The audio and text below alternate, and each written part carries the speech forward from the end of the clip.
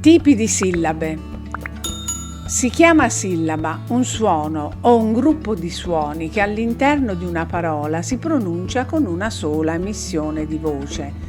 Ad esempio, la parola luce, in base ai gruppi di suoni che la costituiscono, è formata da 2 sillabe. Lu-ce. La parola stregone da 3. Stre-go-ne. La sillaba è dunque la parte più piccola in cui può essere divisa una parola. Le singole vocali possono da sole costituire una sillaba. Le consonanti, invece, per formare una sillaba devono unirsi con una vocale, come possiamo constatare nelle parole amante, eroe, oste. Una sillaba quindi può essere costituita da una sola vocale, come succede nelle parole e amico, da un dittongo o da un trittongo, come nelle parole fieno, nuotare, tuoi e guai, da una vocale, da un dittongo, da un trittongo, accompagnati da uno o più consonanti, come in, Marte, duellante, fiato e miei. La sillaba si dice aperta o libera se termina con una vocale, chiusa o implicata se termina con una consonante, semplice se formata da una sola vocale o da una vocale e da una consonante, complessa se è formata da più di una vocale o da più di una consonante. Le parole, in base alle sillabe che le costituiscono, si chiamano monosillabe se sono formate da una sola sillaba, come le parole a, re, con. Bisillabe se sono formate da 2 sillabe, come le parole vino, penna. Trisillabe se sono formate da 3 sillabe, come le parole padrino e pecora. Polisillabe se sono formate da 4 più sillabe, come le parole panorama e trascinatore. In una parola si dicono toniche le sillabe che contengono la vocale accentata. Invece le sillabe non accentate si dicono atone. Divisione delle parole in sillabe. A volte, quando si scrive per andare a capo a fine rigo, è necessario dividere le parole in sillabe. Per dividere correttamente le parole in sillabe esistono delle regole. Esse sono: una vocale o un dittongo posti all'inizio di una parola seguiti da una consonante formano una sillaba da soli, come succede nelle parole adorare e automobile.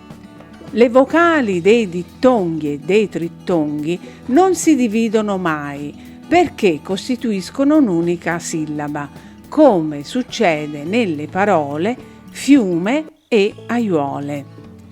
Le vocali di uno iato appartengono sempre a 2 sillabe diverse, come in poeta e leone. Una consonante semplice, cioè singola, costituisce una sillaba con la vocale o il dittongo che la seguono, come nelle parole odorare e infuocato.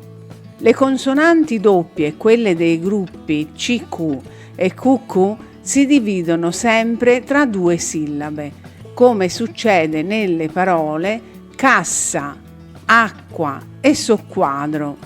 I digrammi e i trigrammi non si separano mai e fanno parte di una stessa sillaba, come succede nelle parole gnomo, scopa, moglie e sciopero. I gruppi di lettere qua, que, qui, quo non si dividono mai e formano un'unica sillaba, come in quaderno e 5. I gruppi costituiti da 2 o più consonanti differenti costituiscono una sillaba con la vocale che li segue, se insieme formano una sillaba che può iniziare una parola. come succede in denigrare, limitrofo e sacro.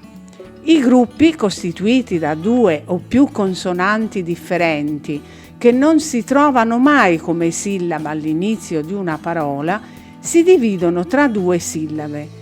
La separazione in genere avviene tra la prima e la seconda consonante, come succede nelle parole alto, infrangere, imbuto e arte.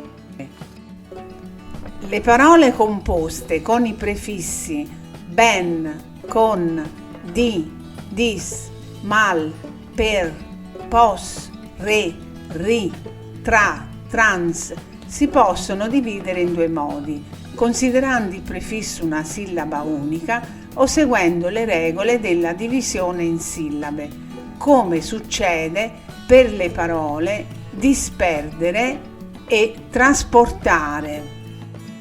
La lettera S, seguita da uno o più consonanti, di solito forma una sillaba con la vocale che la segue, non con quella che la precede, come in risplendere e cospetto. Nelle parole composte, il gruppo I più vocale non viene considerato dittongo e si divide se la I appartiene al primo gruppo, come succede nelle parole trialbero e riaprire.